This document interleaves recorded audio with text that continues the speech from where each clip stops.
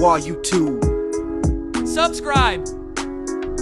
Yoo see qadheen kolfuu keessa koo sobaan yoo shira fuula koo gammachiisee sun tura fuula koo keessatti deebisee madaa keessa kan koo obsee dhoksee obsaan gogsee gadda koo gammachuu godheen dhoosee haguuggi madaa koo addeessee madaa koo jaalalaan madeessee dhiisee qofummaa koo dheessee fuula kan koo ibsee ofi gaaddiseessee yoon deemu seeqataa fuula koo nuuressee nuurumaan fakkaadha. Keessi kan koo garuu ofumaan ooludha. Galatooma.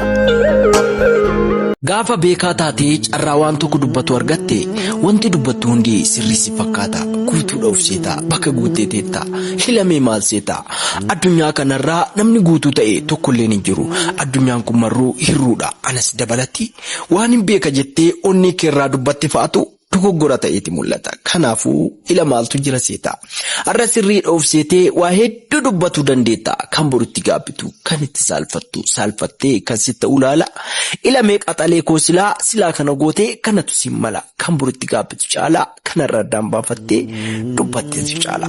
Galatooma sin jaaladha. Gaaf dadhabdu gaafa kuftee cabdu gaaf dhukkubsattu gaafa fayyaa hin qabne gaaf burjaajoftu gaafumaa hin yaanne gaafa laaltee dhabduu namatti hin qixxoofne hedduu sirna taa'atu kuftee kaate garuu immoo gaafa kuftee kaatu gaafa ol jettee nama keessaa adda taatee baatu hedduu si jajjataa badaa nama tamtoo akkasa dura akkanuma ammallee ilma namaa kun takka si muraa takka si furaa.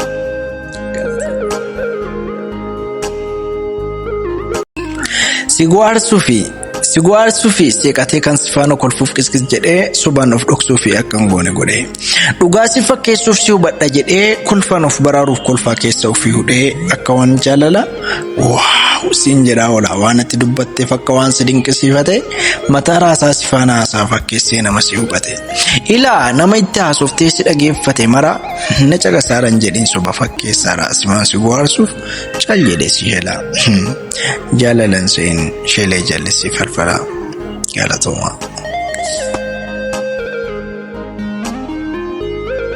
Ilaa kan na caaltu kan si caalanaan jettu kan ati naa beektu ila maali seete. Ganna qabuuf hin deemin natu si caala of hin jette. Na caaluun kee sirrii ta'ee ulfina uffatee dhuguma na caalta sirriidha. Situ hayyuudha, situ dubbataadha, situ goota kabajamaadha. Situ na hangafa laalee argataadha, situ qabaataadha. Waa hundaan na caalta haa ta'uyyuu malee anatu guddata bakka kan kee bu'ee anatu mul'ata bor hayyuu biyyaati. Ulfinna dhasifaana jettu bor ana jala yaati. Garuummoo na ceegoo afaan kee na nyaaruu ija kee tuffii kana mara. Danda'ee baadhee sirraa jabaa koo malaqa kanaan keessi koo kun cabu rifuun tirrisa koo har'aa boruu keen dhabaaru. Galatooma. Ilaamee waan si jabeessu namummaa kee kan si mirkaneessu waalti na yaada kee ilaalcha kee sirreessi marii fuuldura kee. Ilaalchi kee si'iin madaalama. Situu ilaalcha kee dorgomama. Ilaalcha keettu si keessaa dubbatama. Kanaaf ilaalchi kee sin fakkaatu taanaan ilaalcha kee irraa addattachuuf baafnaan of gattee nama biraa taanaan dagattee ilaalcha fokkannaan akkuma ilaalchi kee fokkatu fokkatta bareedaallee taanaan. Dukkana halkanii kan ifnan hin qabne cillimmii soqanii silimiin arganne yaadaan dhokatanii kan of jalaan baane wal faana sokkanii geengoo naannessanii tuqatti wahiirra maan dhimatti deebi'u dhiphatu yaadaata.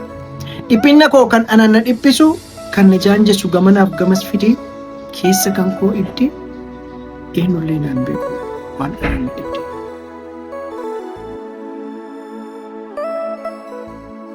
Waa YouTube. Subscribe.